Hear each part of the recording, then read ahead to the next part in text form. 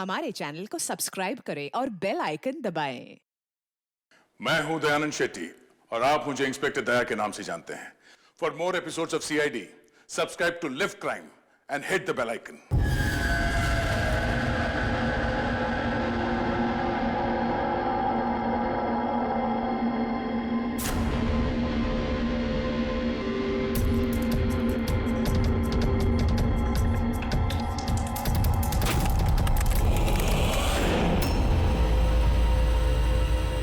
कौन है?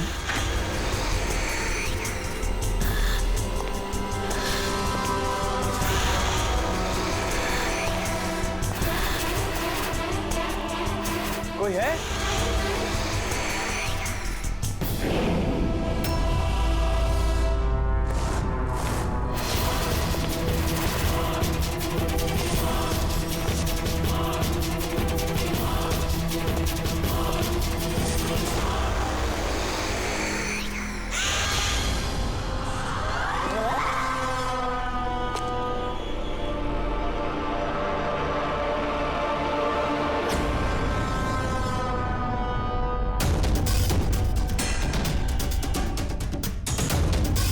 कौन है वहाँ?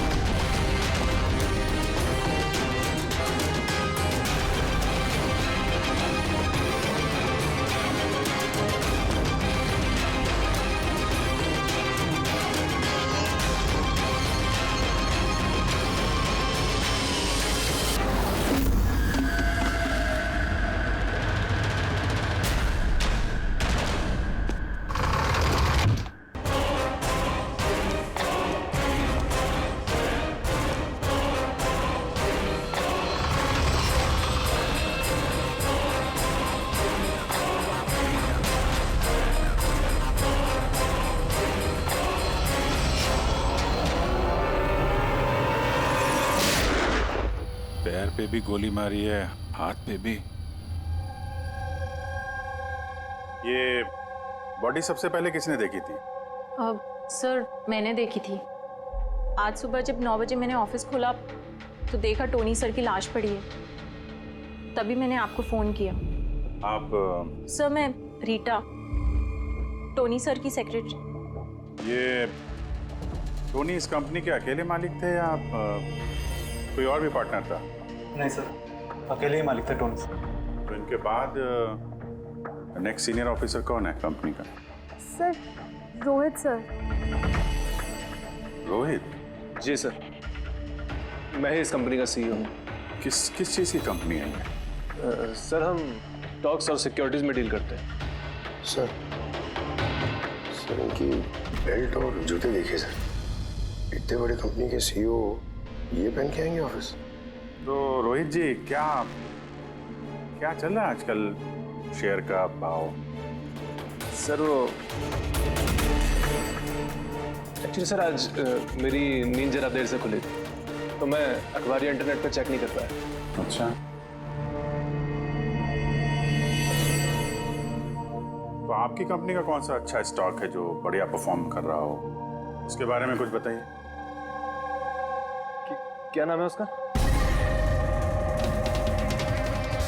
सर वो याद नहीं आ रहा सर। तो आप लोग बताइए स्टॉक के बारे में। एक भी स्टॉक का नाम बताइए आप लोग।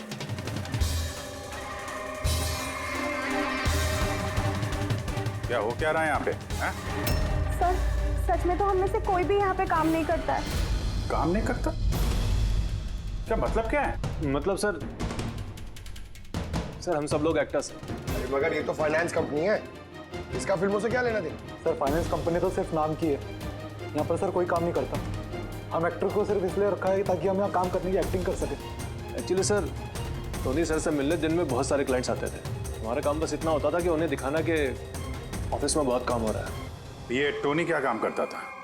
किस चीज़ की मीटिंग होती थी यहाँ पे? सर, उनकी जो भी मीटिंग्स होती थी वो उनके केबिन के अंदर होती थी। अब वो क्लाइंट्स के साथ क्या बातें करते थे वो हम में से किसी को नहीं पता सर। और कब से चल रहा है ये सब? सर पिछले 2 हफ्ते से। कमाल है, एक नकली कंपनी जहाँ पे नकली काम होता था उसके मालिक का खून हो जाता है। समझना पड़ेगा एग्जैक्टली यहाँ पे हुआ क्या था।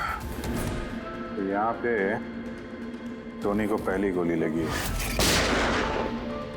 अगर उसे गोली यहाँ लगी है तो वहां उसे भाग जाना चाहिए था।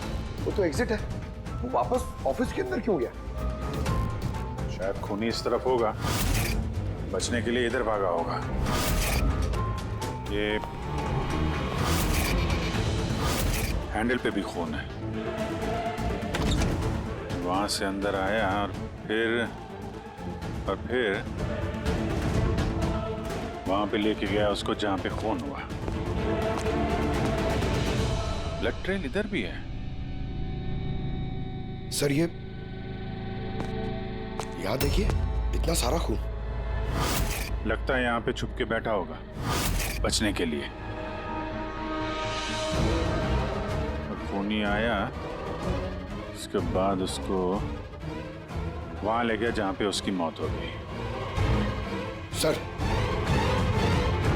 सर वो पानी का बॉटल सर, पानी लग रहा है सर। है तो पानी, बॉटल में खून। बॉटल हाथ में थी या उससे मारा?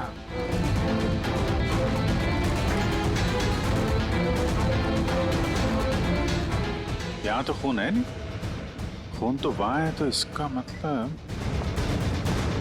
खून यहाँ पे है तो शायद ये बॉटल यहीं होगी। यहाँ पे छुपा होगा तो बॉटल हाथ में ली होगी बचने के लिए। यहाँ वहां जाते समय गिर गई। यहाँ पे भी खून। वहां से आया तो इस पे हाथ लगा और सर हाँ, यहाँ तो ब्लड ट्रेल है।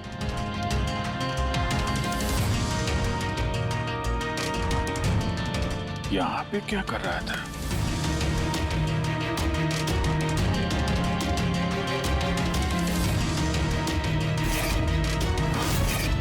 यहाँ पे पंजे का निशान है, यहाँ भी खून है, यहाँ भी पंजे का निशान है। कुछ पकड़ रहा था या फिर? अरे क्या? ठीक हो? हाँ सर। गन छुपा के रखी है अंदर। शायद इसी को ढूंढने आया होगा, लेकिन इसके पहले गन तक पहुंचता खूनी पहुंच गया इसके। मगर सर ये ऑफिस में उसने गन क्यों छुपा के रखी? ऑब्वियसली उसकी जान को खतरा होगा। इतना गड़बड़ घोटाला करके रखा हुआ था यहाँ पे, एक्टर्स लोगों को हायर करके रखा था। पता नहीं कितने दुश्मन होंगे इसके। ये डायरी भी।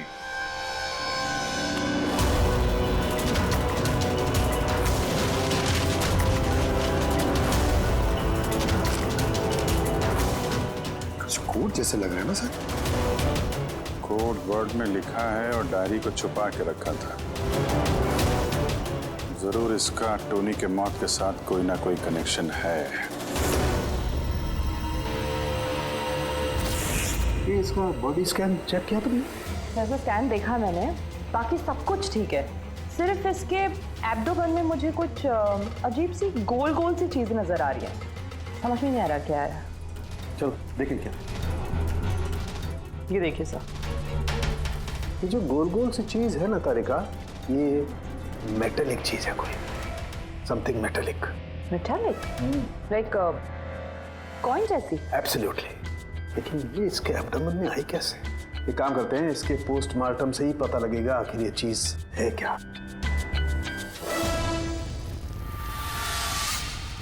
यार सालुंखे, टोनी के पेट में से ये 5 सिक्के निकले।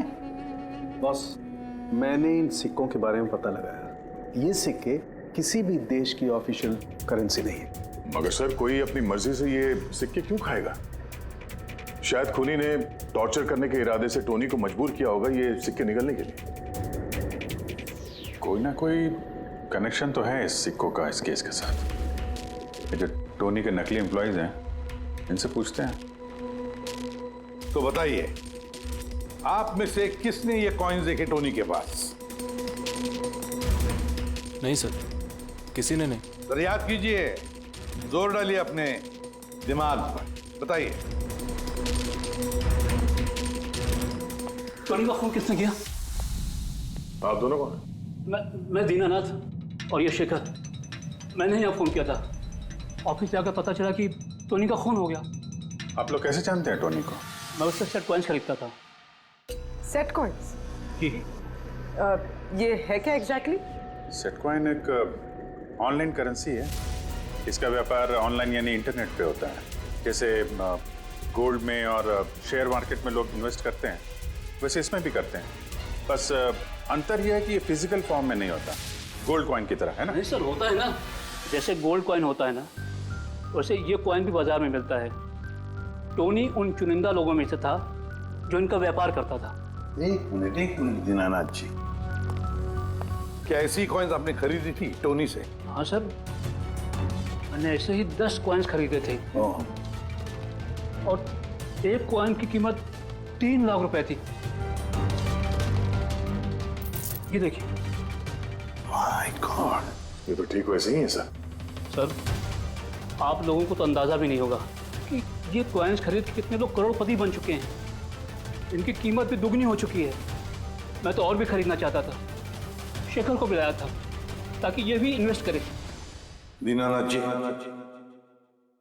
आपके साथ धोखा हुआ है। जी हाँ, ये जो सेट कॉइन्स है ना, ये इंटरनेट करेंसी, ये सोने के सिक्कों की तरह बाजार में नहीं मिलती।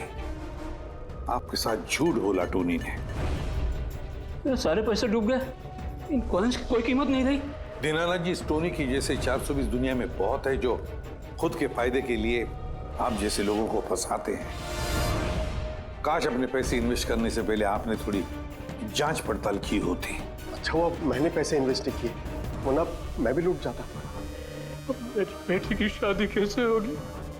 मैंने अपनी सारी जमा पूंजी इसमें लगा दी, अपने प्रोविडेंट फंड्स के पैसे भी। सर, लगता है टोनी ने जानबूझ के थोड़े ज्यादा उम्र वालों को ही अपना निशाना बनाया है। उन्हें टेक्नोलॉजी और इंटरनेट के बारे में ज्यादा जानकारी होती नहीं है। हाँ सर। सर, कहीं ऐसा तो नहीं कि जिन जिन लोगों को टोनी ने धोखा दिया है उनमें से किसी ने टोनी का खून कर दिया? हो सकता है दया, बिल्कुल हो सकता है। टोनी के इस खूनी तक पहुंचने के लिए हमें पहले ये पता लगाना चाहिए कि टोनी ने कितने सारे लोगों को ये सेट कॉइन्स को लेकर फंसाया है। और फिर ये भी जानना बहुत जरूरी है कि टोनी के पेट में ये सेट कॉइन्स गए कैसे। सर, मैंने इस टोनी का पूरा इतिहास चेक किया। उसके पास कई नकली आईडी कार्ड्स थे, उस पर अलग अलग एड्रेसेस, अलग अलग फोन नंबर्स। सर, हमें तो ये भी नहीं पता है कि टोनी उसका असली नाम है भी या नहीं। और फिलहाल तो हमें ये भी नहीं पता सर कि ये सारे जुर्म उसने अकेले किए हैं या कोई पार्टनर भी है उसका। यानी जो कोड क्रैक हो जाए ना, वो कोड जो टोनी के ऑफिस वाले डायरी में मिला था, बहुत सारे सवालों का जवाब मिल जाएगा। सर, एक कोड क्रैक करने वाले एक्सपर्ट को हमने कांटेक्ट किया है, शायद बहुत जल्दी इसका हल निकाल लेगी वो। और ये जो टोनी का सारा ऑफिस स्टाफ आया था, ये जो एक्टर्स उसके ऑफिस में काम करते, उनको कैसे पता चला इस टोनी के बारे में? सर, एक अशोक नाम का कास्टिंग डायरेक्टर है, उसी ने ये सारे एक्टर्स भेजे थे टोनी के ऑफिस में। बस तो मिल लो इस अशोक से, मिल लो। सर, कॉमेडी, रोमांस, हर इमोशन एकदम कूट कूट कर भरा है उसमें। क्या नहीं चलेगा? अच्छा ठीक है सर, मुझे थोड़ा टाइम दीजिए, मैं भी भेजता हूँ। ठीक है सर, ठीक है। अरे अशोक जी, मेरी फोटो भेज दीजिए ना। एक्शन, कॉमेडी, रोमांस, सब में नंबर 1 हूं मैं। देखो भाई, तुम हीरो तो बन नहीं सकते, एक कॉमेडियन का रोल है, करोगे? कॉमेडी? और हाँ, तुम्हारे चेहरे में मुझे एक कशिश दिखती है। एक आर्ट फिल्म के लिए मेरी बात चल रही है, तुम एक काम करो, एक ऑडिशन दे दो उसके लिए। अच्छा, क्या रोल रोल रोल क्या है? रोल एक पुलिस वाले का है। अरे ये तो मेरे बाएं हाथ का खेल है। पुलिस वाले का रोल करने का तो बड़ा एक्सपीरियंस है मुझे। एक्सपीरियंस है पुलिस वाले के रोल का? अरे रोज ही पुलिस वाले का रोल करते हैं। आप ये देखिए, ये सीआईडी असली है क्या? असली है, और जिस जेल में तुझे लेके जाएंगे ना वो भी असली है। जेल? अब बजी दिमाग की घंटी। नहीं, कौन है ये? कौन है ये? हा? इसको एक्टर सप्लाई किए थे ना तूने ऑफिस में काम करने की, एक्टिंग करने के लिए, भूल गया तू? सर आपको जरूर कोई गलतफहमी हुई है। देख, सीआईडी के सामने एक्टिंग करेगा ना तो बहुत भारी पड़ेगा तुझे। यही 11 एक्टर भेजे थे ना तुमने टोनी के पास?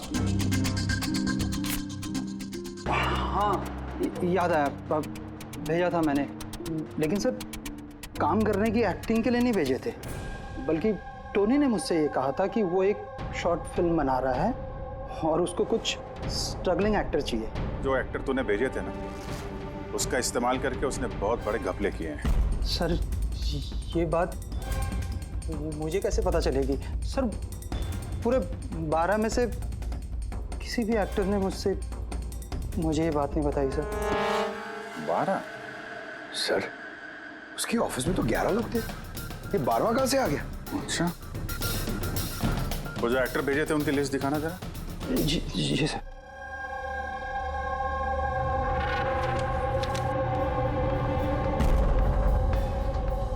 ये नया नाम है, ईशा कुमार।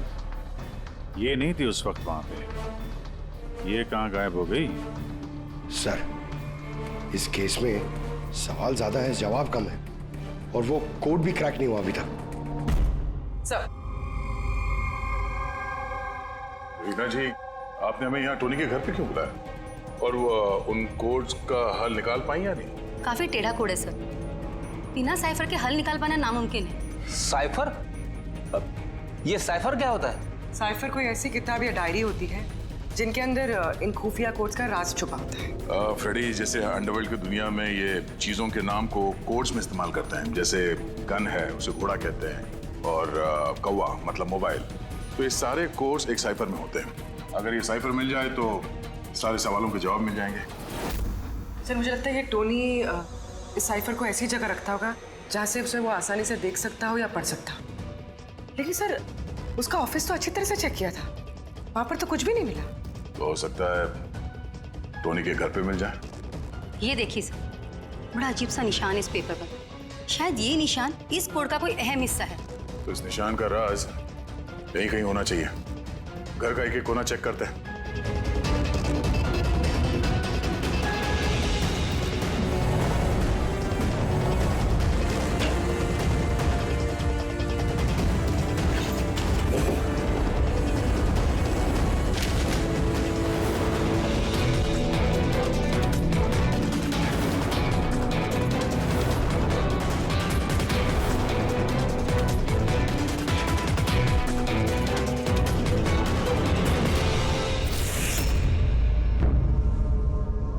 रीना जी, ये देखिए, इस किताब में भी ठीक वैसा ही निशान है।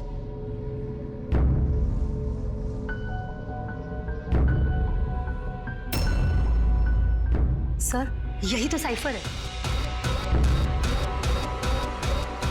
ये देखिए, इस पेज पर सिर्फ 7 सेंटेंसेस है और इसके हर सेंटेंस के फर्स्ट वर्ड को हम हाईलाइट करके देखते हैं।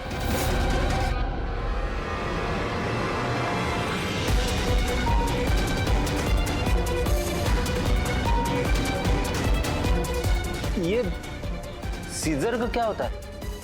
जूलियस सीजर का नाम तो सुना होगा ना? हाँ। लगता है उसके जमाने का कोई पुराना कोड है। तो यहाँ ये सीजर के आगे जी भी तो है। यही तो मालूम करना है कि कौन से सीजर साइफर का इस्तेमाल हुआ है। मान लो ए अगर जी है और बी अगर एच है तो A to Z कुछ इस तरह दिखेगा। ये देखिए।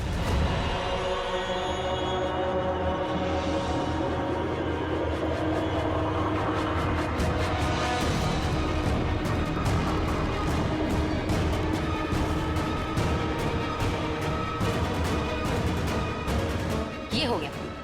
अब हम इसे फॉलो करके देखते हैं कि हमारा कोड का मतलब क्या है।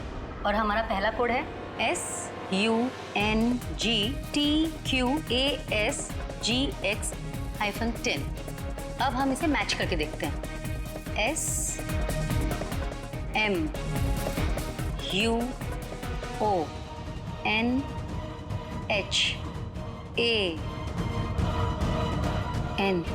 मोहन?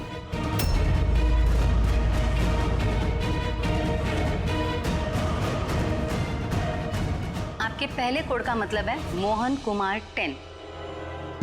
सर, इस मोहन कुमार नाम का तो कोई आदमी है ही नहीं इस केस में। अगर है ना तो ढूंढना पड़ेगा। ये बाकी के सारे जो कोड हैं उनको भी डिकोड करते हैं। प्लीज कुणाल, तुम समझने की कोशिश करो। मैं पंकज से बहुत प्यार करती हूँ। प्लीज तुम मेरे और पंकज के बीच कभी मत आना। सच? तुम मुझसे इतना प्यार करती हो? Cut cut cut. कौन हो आप लोग? बीच में आगे पूरा शॉट खराब कर दिए। एक मिनट। आप लोग शॉट बाद में लीजिएगा, हमें ईशा जी से कुछ बात करनी है। CID मुझसे? प्लीज चलिए आप लोग प्लीज। ये फोटोग्राफ देखिए।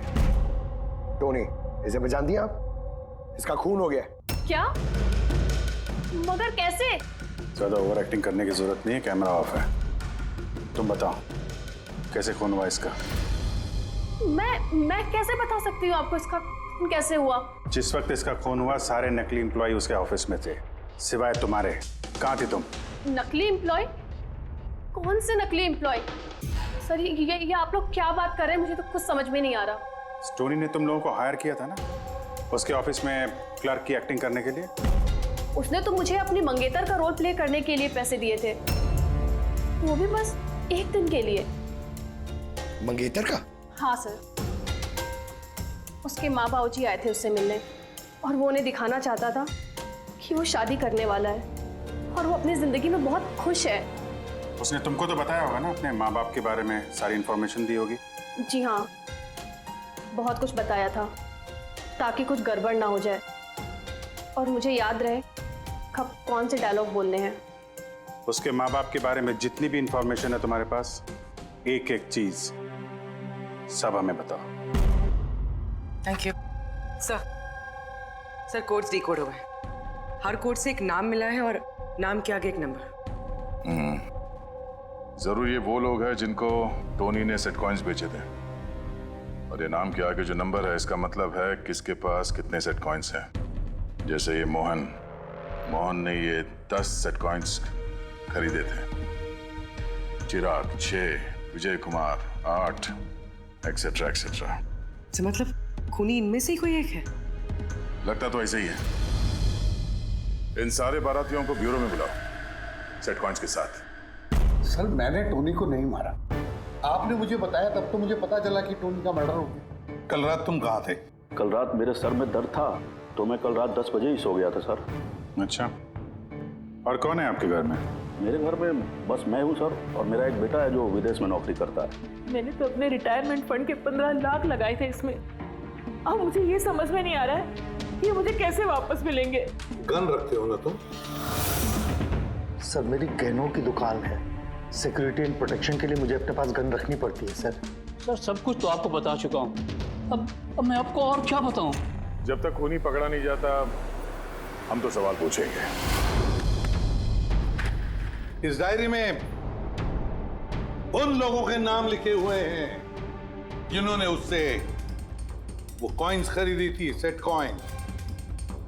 उन लोगों के नाम और जितने भी कॉइन्स खरीदे थे वो सब, पूरा का पूरा रिकॉर्ड इसमें है।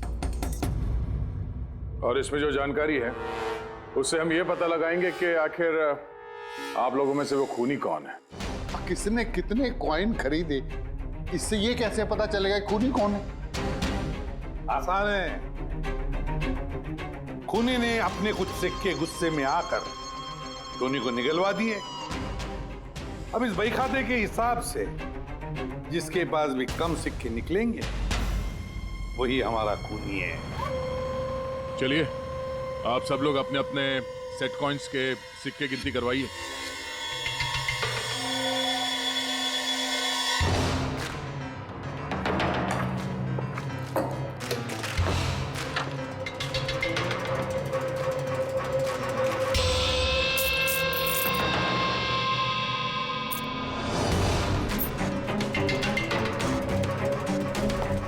सर, सारे के सारे कॉइन्स हैं, एक भी कम नहीं। कोई भी कम नहीं? ये कैसे हो सकता है? अब तो यकीन हो गया ना आप लोग को कि हम निर्दोष हैं? अब ये क्या कहानी है सर? अगर ये सारे निर्दोष हैं तो फिर गुनहगार कौन है? ये तो अब टोनी के माता पिता ही बताएंगे। नहीं, ये नहीं हो सकता। हमारा बेटा नहीं मर सकता सर। आपको जरूर कोई गलतफहमी हुई है। हमारा बेटा तो अपने ईमान का इतना पक्का था कि वो किसी का 1 रुपया भी ना ले, और आप कह रहे हो उसने लोगों को ठगाया। मैं जानता हूं ये किसी भी माँ बाप के लिए सुनना आसान नहीं है, पर क्या टोनी की किसी के साथ कोई दुश्मनी थी?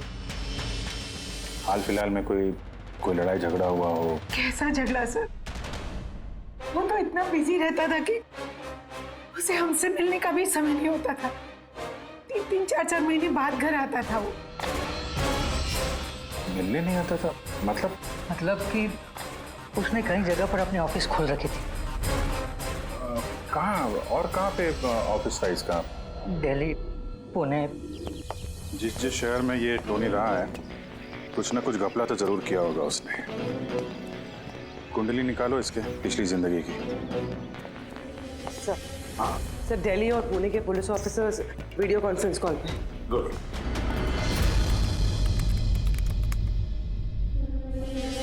सर, इस स्केच को देखिए सर, टोनी से इसकी शक्ल मिलती है। इस आदमी के खिलाफ 2 साल पहले यहाँ दिल्ली में FIR दर्ज हुई थी। कई लोगों के साथ में चिट फंड में इसने घोटाला किया था, लेकिन सर इसका नाम टोनी नहीं बल्कि अमर है। सर, यहाँ पर उसका नाम प्रशांत था। पिरामिड स्कीम के नाम पर उसने लोगों को बड़े बड़े सपने दिखाए और कई लोगों के पैसे खा गया। बहुत लोगों ने उसके खिलाफ कंप्लेंट भी दर्ज की है। सारे शहरों में यही कारनामा किया सर इसने। एक शहर से बेईमानी का पैसा इकट्ठा करके दूसरे शहर को रवाना हो गया किसी और को टोपी पहनाने। इसका मतलब है इस टोनी के दुश्मन सिर्फ इसी शहर में नहीं, बाकी शहरों में भी हैं। तो खूनी में से कोई हो सकता है। मतलब सर, हर शहर से ऐसे लोगों की लिस्ट निकालनी पड़ेगी जिनके साथ धोखा हुआ है। सर, यहाँ पर उसके खिलाफ कल्पेबल होमिसाइड की केस भी है। ये आलोक नाम के आदमी के उसने पैसे खा लिए थे। वो सदमा वो आदमी बर्दाश्त नहीं कर पाया, इसलिए उसने सुसाइड किया। तो टोनी को मारने का सबसे बड़ा मोटिव तो आलोक के किसी करीबी के पास है। ना तो उसने सिर्फ पैसा खोया बल्कि अपने किसी करीबी को भी खोया है। हाँ, आलोक, पुणे।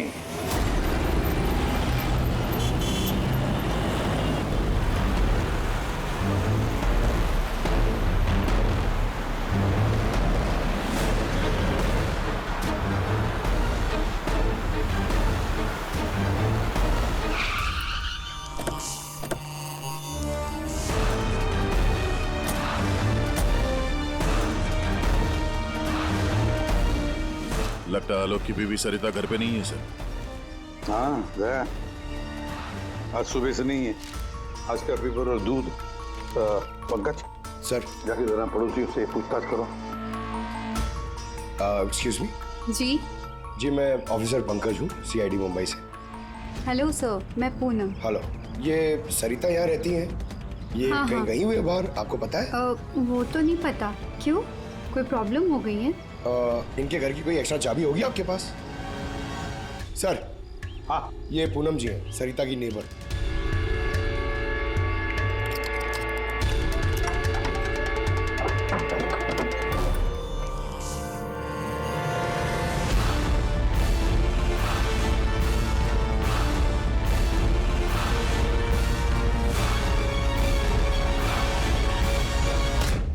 जिस तरह से घर के अंदर ये सामान बिखरा पड़ा है, ऐसा लगता है कि कल रात यहाँ पे कुछ हुआ था। हुआ तो था जरूर दया, कुछ न कुछ तो हुआ था। ये देखो, खून के निशान। ऐसे लग रहा है जैसे किसी को घसीट के यहाँ से ले जाया गया। सर, कहीं किसी ने सरिता का किडनैप तो नहीं कर लिया? पूनम, हाँ सर। सरिता को आखिरी बार कब देखा था तुमने? सर, रात के 2 बजे, जब मैं नाइट शिफ्ट से घर वापस आई।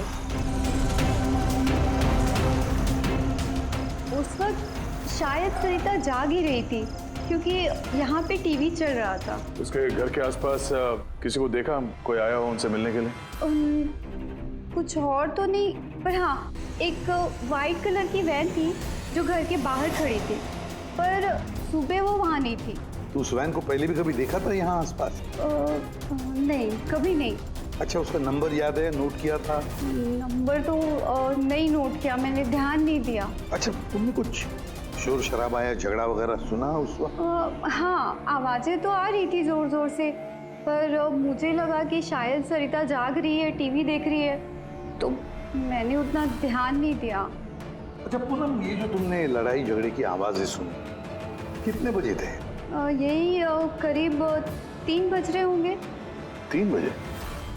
तो सरिता का किडनैपिंग 3 बजे हुआ था। तो डेफिनेटली ये सरिता का किडनैपिंग और टोनी का मर्डर, इन दोनों का आपस में कोई ना कोई कनेक्शन है सर।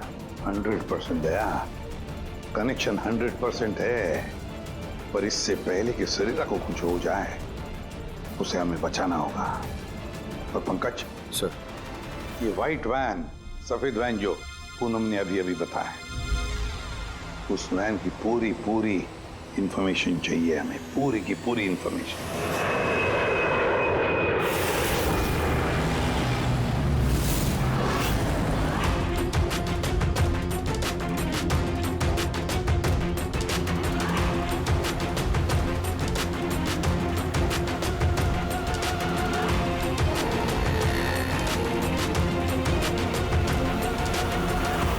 सर, यही रास्ते से वो व्हाइट वैन क्रॉस हुई थी।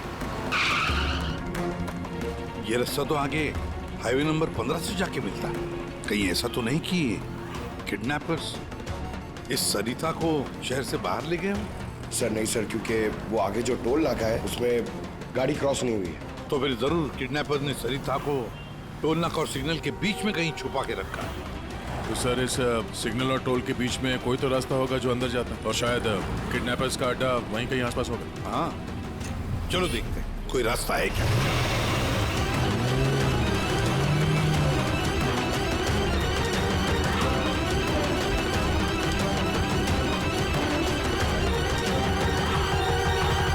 सर, ये एक रास्ता है जो अंदर जाता है। चलो चलो देखते हैं।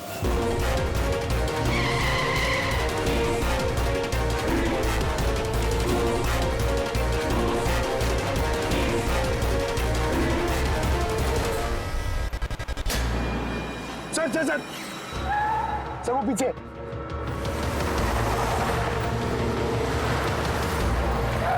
ये देखिए सर।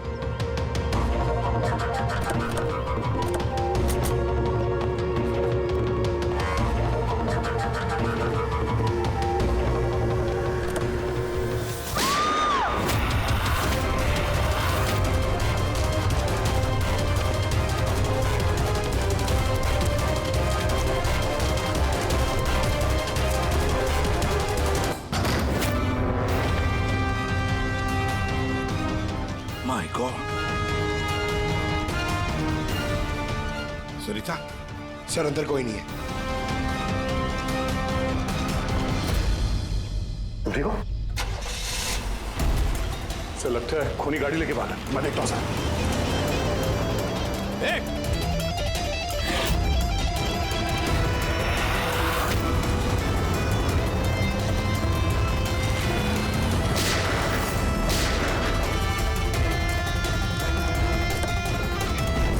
सर एम्बुलेंस आ रही है। सरिता, ये बताओ किसने किया ये सब? उसने मेरी आंखों में पट्टी बांध रखी थी, इसलिए उसका चेहरा भी नहीं देख पाई मैं। नहीं सर, निकल गया। गाड़ी का टायर पंचर करके गया वो। सरिता बताओ, क्यों किया होगा ये सब उसने? सर उसको मेरे पति आलोक का फाइनेंशियल रिकॉर्ड चाहिए था, पता नहीं क्यों। पर तुम्हारे पति आलोक अब इस दुनिया में नहीं रहे ना? हाँ सर, उन्होंने आत्महत्या कर ली थी क्योंकि किसी फ्रॉड ने उन्हें धोखे से लाखों रुपए लूट लिए। पर वो पैसे भी उनके नहीं थे सर, उन्होंने किसी से कर्जा लिया था, पर कर्जा ना चुकाने की वजह से उन्होंने सुसाइड कर ली सर। अब ये क्या चक्कर है सर? ये किडनैपर को आलोक के फाइनेंशियल रिकॉर्ड्स में इतनी दिलचस्पी क्यों होने लगी? पंकज, या इस किडनैपर को दिलचस्पी इसलिए कि मुझे तो लगता है कि ये किडनैपर, ये खूनी भी वही है जिसने आलोक को पैसे दिए थे। और जैसे उसे पता चला कि आलोक इस दुनिया में नहीं रहा तो प्रॉब्लम आया, पैसे वसूल किससे करे। उसे पता चला कि आलोक का सारा पैसा टोनी के पास है, तो उसने टोनी को खत्म कर दिया। और फिर खुद पर इल्जाम ना आए, सारे सबूत मिटाने के लिए उसने सरिता को फोन किया और उसे पूछा कि आलोक का सारा फाइनेंशियल रिकॉर्ड कहां पर है। कौन हो सकता है ये? सरिता सर, एक काम कर सकती हो? हाँ सर। आलोक की फाइनेंशियल रिकॉर्ड्स हमें दे सकती हो? माय गॉड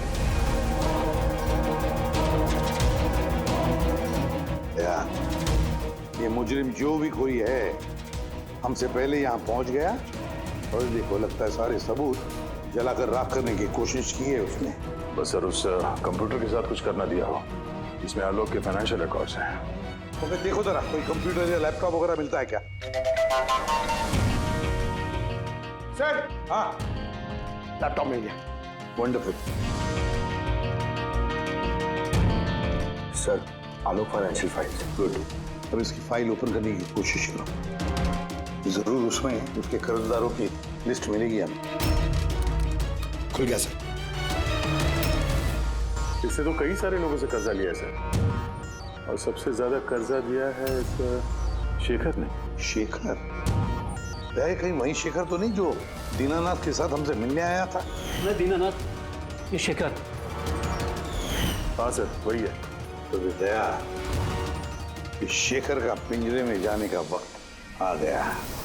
वो सफेद वैन तो मिल गई सर, पर शेखर का अभी तक कुछ पता नहीं चल पाया। सर, शेखर भले ही खून करके भाग गया हो लेकिन ज्यादा दूर नहीं जा पाएगा। फिर भी कुछ ना कुछ तो गड़बड़ जरूर है इस केस में, पता नहीं क्यों लेकिन सही नहीं लग रहा है मुझे। क्या हुआ सर, आपको कुछ और लग रहा है क्या? अब जिस तरह सोचो, ये सरिता का किडनैप होना, उसके बाद में हमें बड़े आसानी से वो सफेद वैन मिलना लावारिस पड़ी हुई, उसके बाद में आलोक की फाइनेंशियल रिकॉर्ड जिसमें शेखर का भी नाम है, वो भी बड़ी आसानी से मिले हमें। हाँ सर, फाइनेंशियल रिकॉर्ड लैपटॉप के डेस्कटॉप पे था। यही तो मैं कह रहा हूँ दया, गड़बड़ है। हालांकि ये ऐसे फाइनेंशियल रिकॉर्ड्स अलग से फोल्डर में होने चाहिए, पासवर्ड प्रोटेक्टेड होने चाहिए ना। सर, लेकिन अगर हमें वो सुराग मिल रहे हैं तो ये तो अच्छी बात है ना। नहीं पंकज, हमें सुराग मिल नहीं रहे हैं, सुराग हमें दिए जा रहे हैं एक के बाद एक, एक के बाद एक। इसीलिए तो मैं कह रहा हूँ ना, गड़बड़ है, कुछ ना कुछ तो गड़बड़ जरूर है। हमें गुमराह करने की कोशिश हो रही है। टोनी के बारे में आपको जो कुछ भी याद है जरा डिटेल में बताइए। बात करने में, लोगों को बड़े से बड़े सपने दिखाने में बहुत अच्छा था ये टोनी। ऐसे किसी से घुल मिल जाता था केवल 2 मिनट में कि जैसे आपको लगे कि दुनिया में उससे अच्छा आपका कोई दोस्त है ही नहीं। और हाँ सर, आलीशान पार्टीज वगैरह रखी थी उसने अपने इन्वेस्टर्स के लिए। उन पार्टीज की तस्वीरें हैं आपके पास? सर, हाँ सर, पूर्वी ने ये फोटो भेजी है, सस्पेक्ट के घर से मिली है। अच्छा, तो ये है वो इस पूरे खेल के पीछे। मतलब शेखर भी इसी के कब्जे में होगा सर। इसका फोन ट्रैक करो, शेखर की जान को खतरा है, शेखर को बचाना होगा।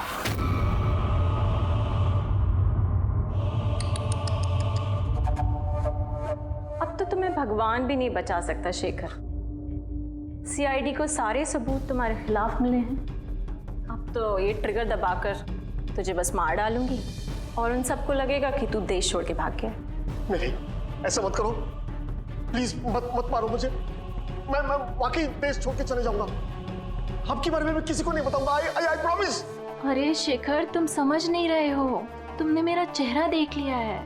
अब मैं तुम्हें छोड़ने की बेवकूफी तो करूंगी नहीं, इसलिए तुम्हें मरना पड़ेगा।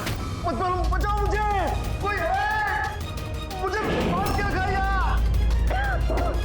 बचाओ।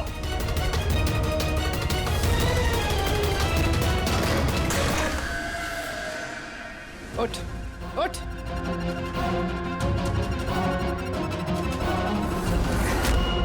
सर, मैं रीटा, टोनी सर की सेक्रेटरी। तुम्हारा चेहरा तो हमने भी देख लिया था मिस रीटा। मैंने तो कोई सबूत, कोई गवाह कुछ नहीं छोड़ा था। तो आपको कैसे पता चला? इस फोटो के जरिए। तुमने हमसे कहा था कि तुम टोनी को पिछले 2 हफ्ते से जानती हो, तो फिर 2 साल पुराने इस फोटो में तुम क्या कर रही हो? ये बहुत कुछ कह गया। अब बताओ, तुमने अपने बॉस टोनी को क्यों मारा? टोनी मेरा बॉस नहीं था, मैं टोनी की बॉस थी। लेकिन तुम तो उसकी सेक्रेटरी बन के घूम रही थी, वो क्या था? वो सिर्फ और सिर्फ एक नाटक था, दुनिया को दिखाने के लिए। असल में सारा दिमाग मेरा था इसमें। टोनी को तो मैंने सिर्फ आगे रखा था ताकि कभी कानून हम तक पहुंचे तो टोनी पकड़ा जाए। तो फिर टोनी का खून करके अपने पैर पे कुल्हाड़ी क्यों मार ली? क्योंकि जब चींटी के पर निकल आते हैं तो उसके पंख काटने पड़ते हैं, और टोनी बहुत ही ज्यादा हवा में उड़ने लगा था, बहुत ही लापरवाह और ओवर कॉन्फिडेंट हो गया था। उसने दीनानाथ के साथ सेल्फी खींच के सोशल मीडिया पे डाल दी वो फोटो। तो तुम्हें डर लगा कि अगर वो फोटो सोशल मीडिया में चला गया तो जिन जिन शहरों में उसने 420 की है वहां कोई ना कोई उसे पहचान लेगा। हाँ, और उसके पेट में जो सिक्के थे वो सिक्के मैंने ही उसे निकलवाए थे ताकि आप लोगों को लगे कि खून किसी ऐसे आदमी ने किया है जिसके साथ टोनी ने बेईमानी की है। और इसलिए तुमने सारे सबूत शेखर के खिलाफ कर दिए ताकि हम उसे अपराधी समझें। न जाने कितनी जिंदगियों के साथ खेला है तुमने। देश भर में न सिर्फ लोगों के पैसे चुराए बल्कि उनकी खुशियां, सपने सब छीन लिए। कड़ी से कड़ी सजा मिलेगी तुम्हें इस जुर्म के लिए। For more updates, subscribe to our channel, click the show links and enjoy watching the videos.